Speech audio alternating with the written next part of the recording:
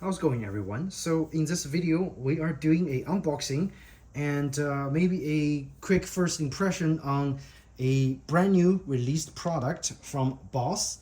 And if you don't know, Boss is a subsidiary of Roland, the audio device makers.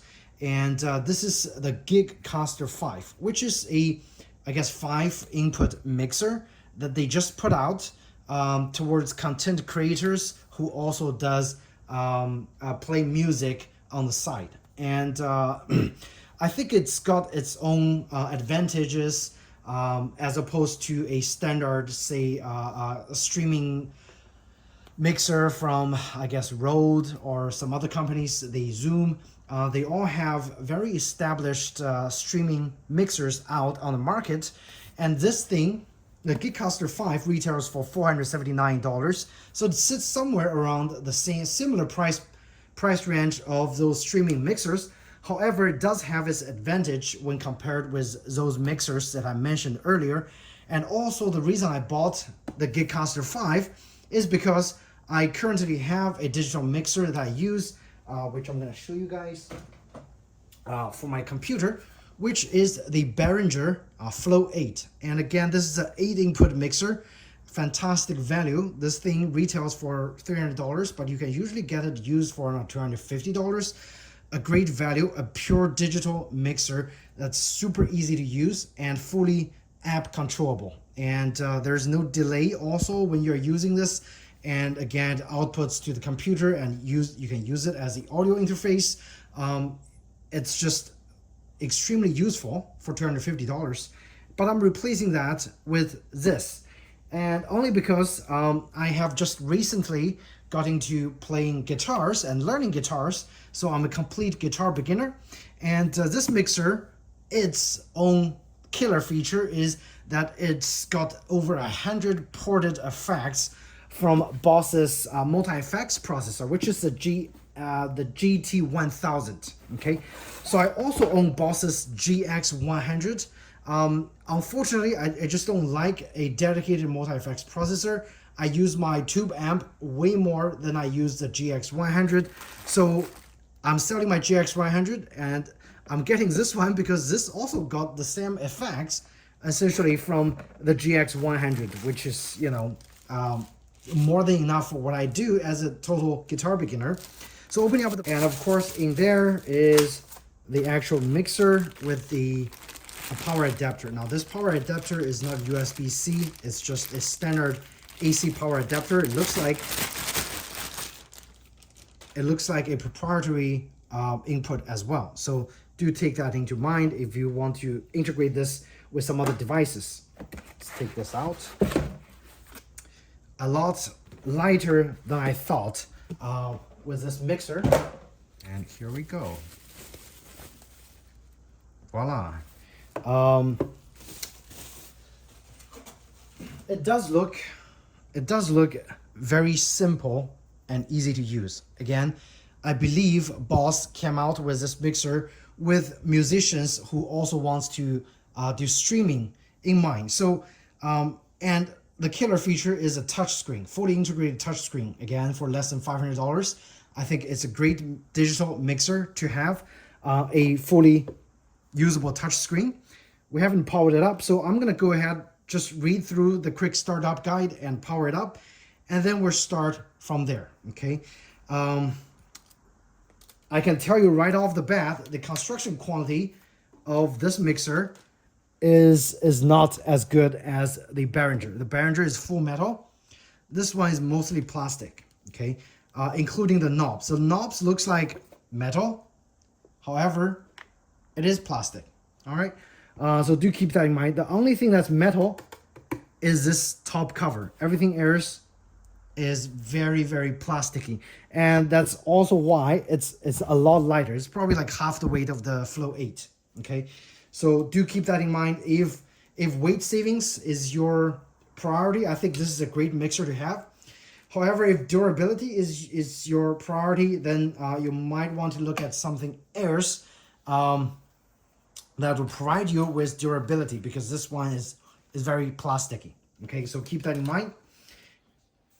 All right, so I did have the cord ready, and what I want to show you guys, and I think it's kind of important to show, is the input jacks. So you got your main input jack, which is right here, 2 XLR inputs.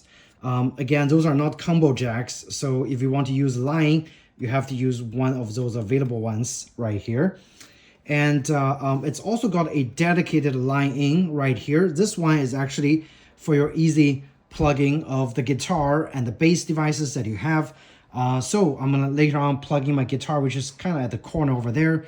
And then we'll try out some of those effects directly output and integrated in the mixer, okay? Doesn't require any additional pedals, and it's pretty much plugging and ready to go. And supposedly it's also going to integrate very well with the rest of the inputs that you're going to be using. And again, the feel of those sliders, the volume control sliders, are great. However, you can't really push right here because the curve is just not tall enough. So like you kind of have to use a lot of force to press it down and pull and pull and push. Otherwise, it slides around. So I guess the best way is to use the physical hand over here. But the feel of the slider is definitely not bad, okay? It's actually better than the slider on the Behringer. This one just looks cheap and feels cheap too. Okay, so good quality sliders, plastic top. I kind of wish the curve is more so you can actually push a little easier instead of sliding your hands off.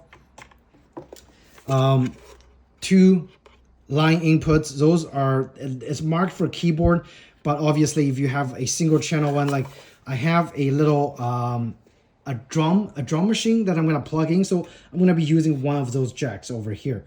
From the looks of it, I cannot control the individual channels right here, which kind of sucks. So it controls the stereo channel with just one slider instead of splitting it into 2. So that's your limitation over there. If you have 2 devices plugged in here with 2 different functions, unfortunately, you can only control the volume on both of those channels altogether. For the Flow 8, each individual channel is controllable with 1 channel slider. So, okay, so I was wrong. Over here, it has a combined 5 and 6 and 7, 8. But for the first 4 channels, it's fully controllable with each individual knobs, okay? So I guess you give and take on those budget priced mixers. Sometimes you just cannot get all the functions that you want. Now there's another volume control for the USB device input and a control for Bluetooth device input. And you have your master volume output control right here, okay? There is a mute button on each of those channels. For the stereo, unfortunately, if you mute both of those 3 and 4, it's going to get muted. So again, limitations over there. And you have an individual monitoring channel right here to turn it on and off. Once you have those on, when you have the headphone plugged in into one of those knobs, jacks, you'll be able to hear those channels when you have the monitor on those channels. The advantage is each of those is very easily controllable physically over here.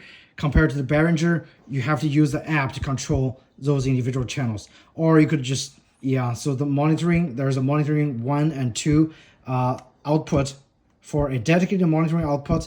But again, for those, you don't have it on the Behringer, but you have it here for quick control. And a mute on each of those channels, very quickly controlled. Over here, you can only control on the app. So definitely got its advantage of its physical controls over here. And of course, you have a foot switch jack right here. And you have your output, which is line output right here for left and right stereo output. For the Behringer, you have dedicated XR outputs. And you can also output as a monitor. So again, more functions over here, less functions right here. Let's actually plug in the device so now we can finally see what the screen looks like.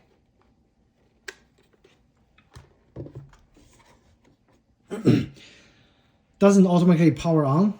For the Behringer, you plug the USB in, it automatically powers on right away. There's no off. For this, you have the off function. To power on, you just press the button over here. Here we go. Very first time booting up. So let's see. Looks like it's doing its initialization. So it took a little bit longer, and now it asked me to enter a time. So I'm just gonna go ahead and enter. Today is May, and obviously you can continue press and the button goes up a lot quicker. So 30, 35. All right, and I'm gonna apply. So we got the time set. Don't know if it's gonna lose this time if I don't plug it in and power it on for a while. Hopefully not. But this is what it looks like. Let's actually get closer. Take a look. All right, so the screen, it's kind of hard to see because I have a light source like directly over there, which is like causing quite a lot of cast shadow. But if you do looking at the screen directly, it's fairly easy to see. Excuse me. Extremely simple. I was reading the start guide. It's only like 4 pages. And obviously for anybody that used the mixer before, it should be right at home on all the functions that this device provides. But again, the killer feature that the Boss have is the effects that's building for all the guitars and bass and acoustic guitars, and also effects for vocals as well. So for those 2 XLR input jacks, you're gonna have some nice, cool vocal effects on those jacks. We're gonna demonstrate later on in the video, hopefully. I'm gonna plug in some mics and we're just gonna do some quick tests, okay? And again, you have 2 monitoring jacks over here. You have a microphone 1 and a microphone 2. I guess this is for 2 people in the same, I guess, recording session, wants to talk with each other, wants to monitor what's going on with everything that goes into the mixer, which is quite nice. Now, if you get the GigCaster 8, it's gonna have 4 jacks. So for a larger group of people. Now, for me, 5 is more than enough. I'm a single person band at home, so really nothing else that's gonna, this is already overkill for me with two monitoring jacks, right? So really depends on what you need. If you already have a band, you know, all set up, and you need 4 monitoring jacks, you definitely want to get the 8. All right, guys, so now we're upstairs in my kind of makeshift studio. I just want to quickly show you guys kind of a typical setup on what you can use the GigCaster 5 mixer for, okay? So you can see over here, I have my guitar connected through the dedicated guitar input jack over here. I have a Shure SM57 microphone connected to the XLR output jack number 2, which you can see over here. The wavelength is working if I turn this off. And you can hear this actually outputting from the speaker on the back, which are just 2 PC speakers from Logitech that I use for my personal guitar practice and whatever. Okay, I'm gonna mute the microphone. And what do you see over here is a Beat Buddy Mini 2. This is like a drum machine. If I turn the drum on and if I unmute the device, you can hear. Okay, pretty cool. And at the same time, you can also see the microphone is actually recording.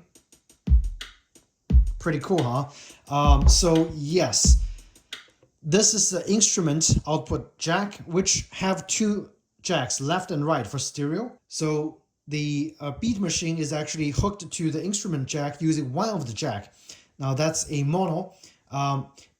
Supposedly the instrument jack is also good for a piano. So if you have a guitarist, you have a vocal, you have a pianist, you can hook all those devices all together over here. And maybe even if you have a drum player, you can use 1 jack for piano and 1 jack for drum microphone recording, maybe. I'm not experienced with the setup, but I know this is probably doable, okay, with the amount of jacks available over here. And the first microphone jack, which is right here, that's empty, you can either use this one or you can either use the guitar jack. If you're using the guitar jack, this port is disabled. If you enable this port, the guitar jack is disabled. So you can only use one of those jacks, okay? So essentially, those two are like a combo jack over here. So do keep that in mind. It doesn't mean you have extra jacks that you can put two XLR. You can only use one XLR and one guitar, or two XLR and no guitar. So that's a limitation. But again, I think it works out quite well with the additional instrument jacks on the back. Okay, even though those jacks can only be controlled with one volume for the stereo, you still have a lot other options. For example, you can alternate the volume on the beat machine itself and alternate the volume on your piano or output itself. So you can still have two extra jacks over here, which is great. And over here, you see a USB. The USB, let me play a sample for you. So the USB jack right here, let's see, is for when you hook this to the computer. It's a two-way communication. So you can have the sound output from the computer to the USB jack. If you're practicing from a YouTube video, for example, over here, I'm playing a YouTube music from the YouTube music library, so I don't get copyright strikes. But as you can see how easy it is to actually integrate this through the USB connection over here, which is a USB-C, okay? And this is a Bluetooth, which I already connected to my phone. It's gonna be pretty much very similar to the USB input, except this is wireless. So it's also great for if you have a caller on the phone that you have a Bluetooth setup. The caller is able to dial in through a Bluetooth connection, and you can have the caller controlled through the Bluetooth over here. Okay, it's connected to my phone, and so that's the option for the Bluetooth. And again, you can hook other Bluetooth devices for input of the sound. Okay, over here you see on the top, this is a sound pad. Again, for me personally, this is a useless feature. The sound pad output only is enabled through the app, and the app is kind of crippled, super slow to use. Hopefully they make an update to change that situation, but for now it's not usable. It's extremely slow and sluggish to use the GigCaster 5 app on the PC. Okay, so we already went over all the inputs. You can see it's working beautifully. Like if I strike my guitar, the guitar input is right here, fully customizable. This is a microphone again. All the possibilities you want to hook up all the devices for a small band setup for streaming, and it's all possible over here. You also have two, again, the headphone input. One of the headphone is a headset input. The cool thing is, if you have a headset, you connect it to jack number 1, you can actually use the headset microphone to talk to other devices over here. But again, I think this is more useful for the GigCaster 8, where you can talk to a lot more other podcasters on the channel. Over here, it's just gonna be you and the other player in the room, so it will be useless. But it's kind of nice that they thought about this and included it, which is like a talkback feature for podcasting. Okay, so it's there and it's available. And if you have a headset, you can use it on headset number 1, which is kind of nice. The master volume is right here. Okay, you have a few options for the output adjustments on the master volume. You can control the USB functions. You can control the main out. Let's see. You can apply a master EQ for the main out for low, mid, high, and high. And you also have a low cut and high cut filter in the EQ, all built in, very nice. You can also change the levels, the default level for the output. I think the default was at -2 something. Okay. Anyway, so all those are options for the main out. To access all the controls for each channel, it's extremely easy. Okay, so all you have to do is just press this button. Like if you want to change guitar settings, you press this. You go into guitar settings. Let's exit the main. And over here, basically all the channels are going to be kind of similar. You have a output selection for gain control for the most channels. You have an EQ section for adjusting EQ, which again is going to be very similar across the channels. Okay, you have a effects chain for the patches across all the channels. It's going to be different on those channels because depending on the channel, you have different amount of patches available. The patch that's most available is going to be, and the most powerful is going to be for channel 1 guitar. And again, Boss, being a company, makes a lot of accessories for guitars and multi-effects processors for guitars. The guitar function on the channel 1 is pretty amazing. Again, all those 100 patches that's available over here are ported from the GT1000, which is their top-of-the-line multi-effects processor, plus 100 user presets if you want to dig further.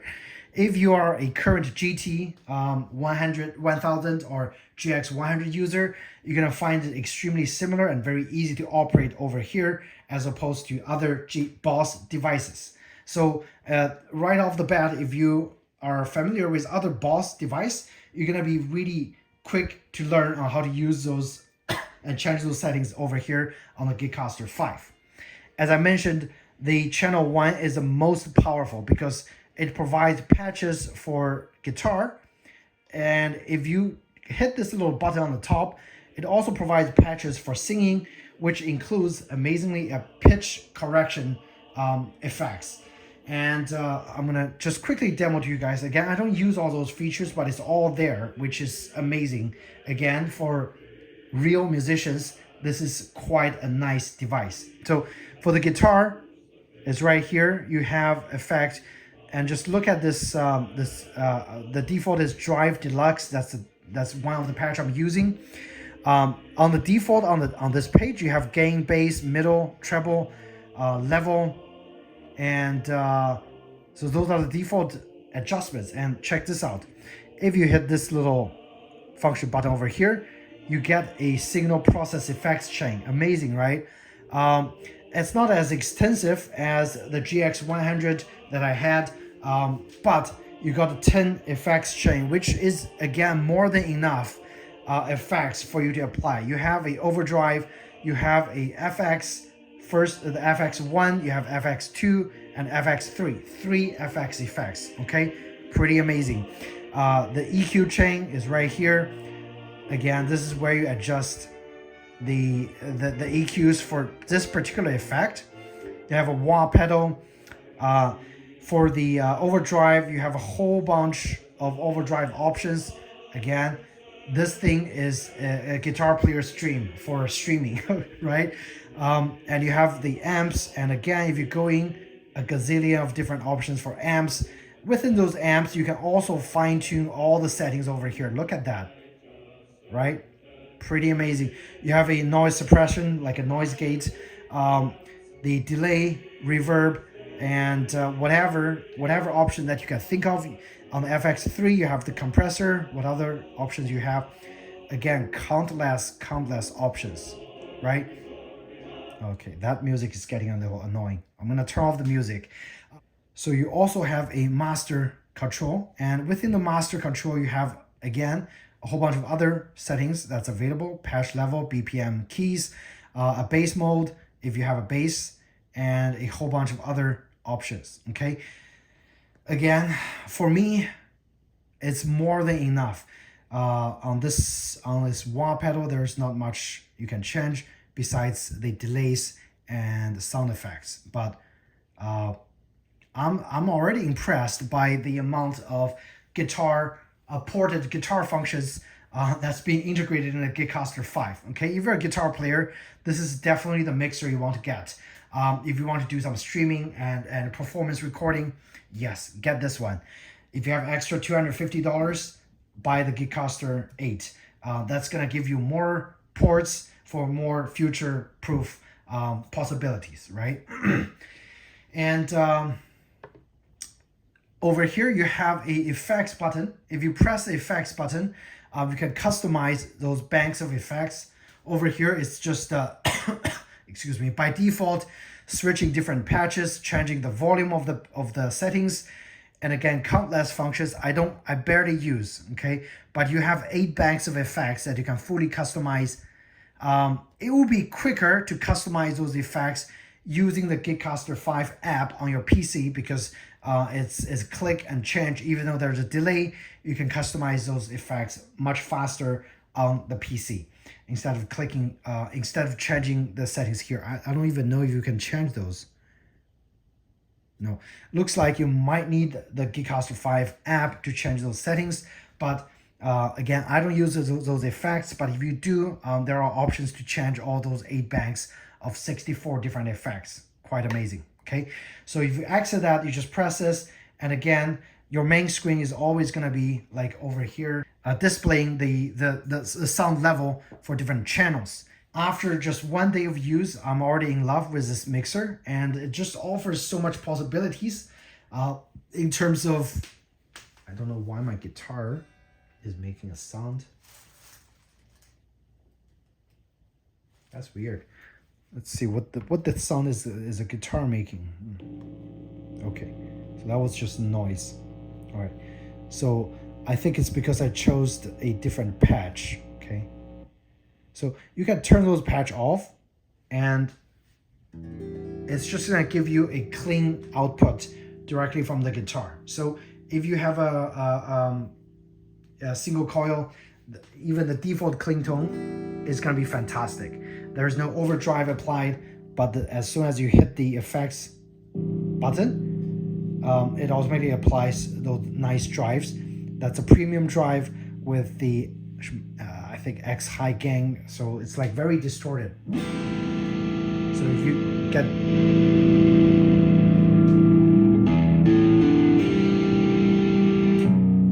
if you do love distorted sound, this mixer is for you. And there's also a clean sound, I believe. Let's see. Just do some quick demos. JC120, I don't know, is that famous for clean sound?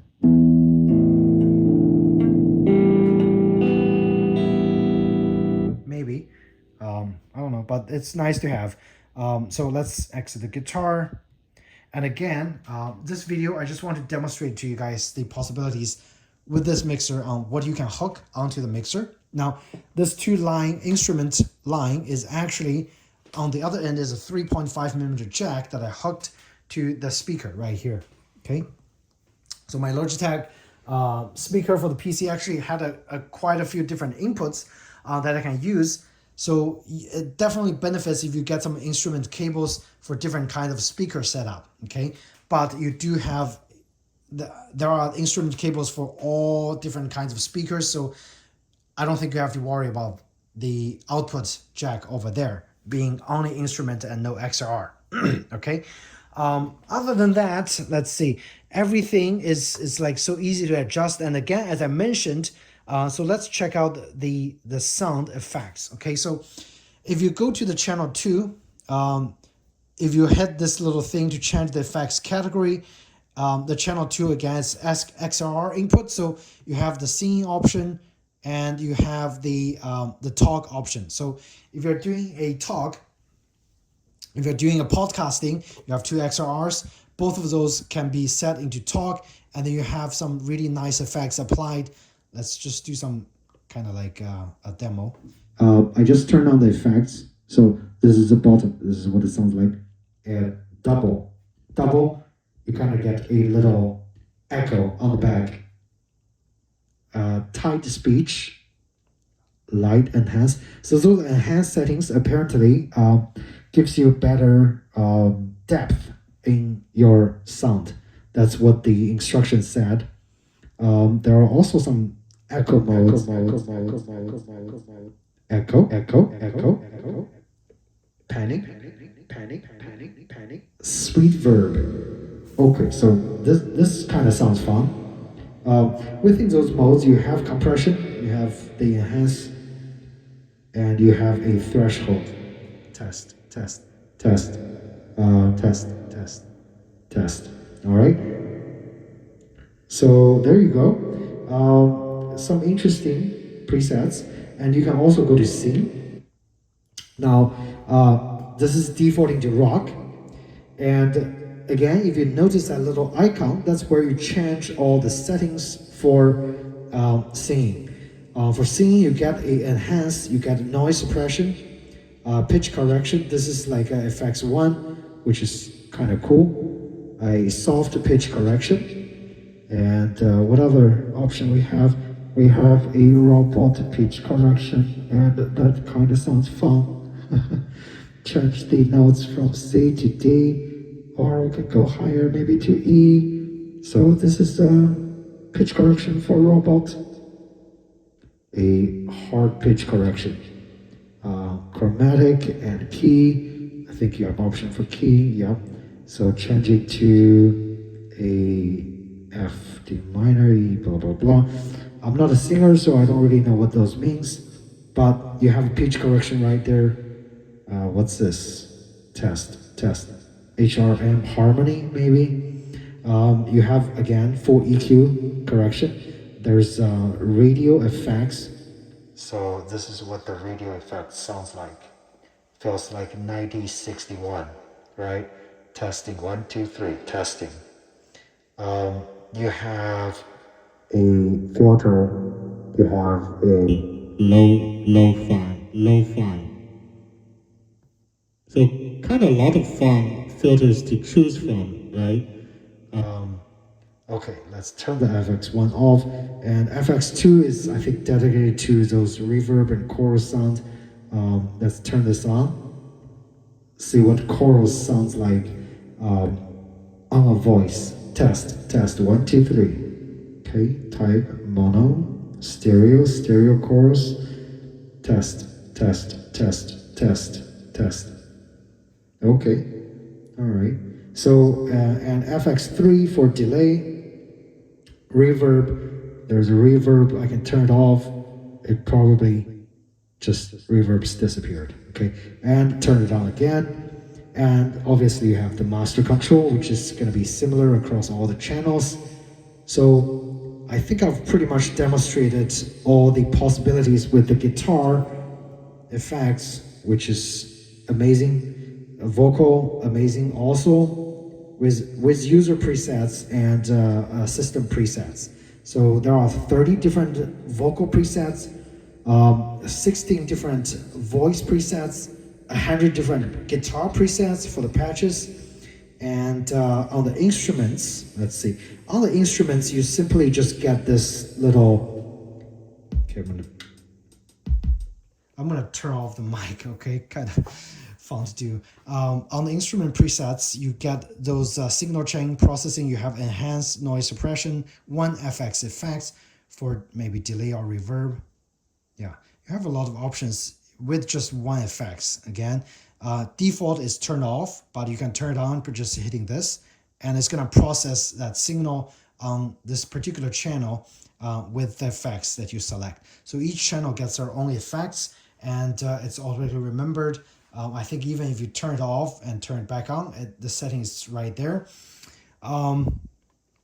For the USB and Bluetooth, again, you get the minimum amount of effects. Again, this is mainly for inputting the sound in its original form, so you can practice and play or jam along with. So you still get a noise suppression, you still get effects if you want to use delay or reverb, or like maybe a Hall effects and a master control. So again, they actually put very nice thoughts on each channel and optimized those effects based on the channel needs.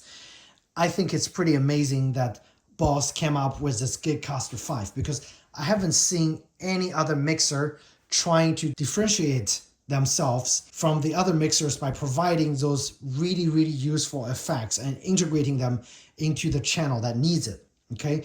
And again, this is, I would say this is entry level. However, it does have most of the function that you need to kind of produce a professional level streaming and recording experience.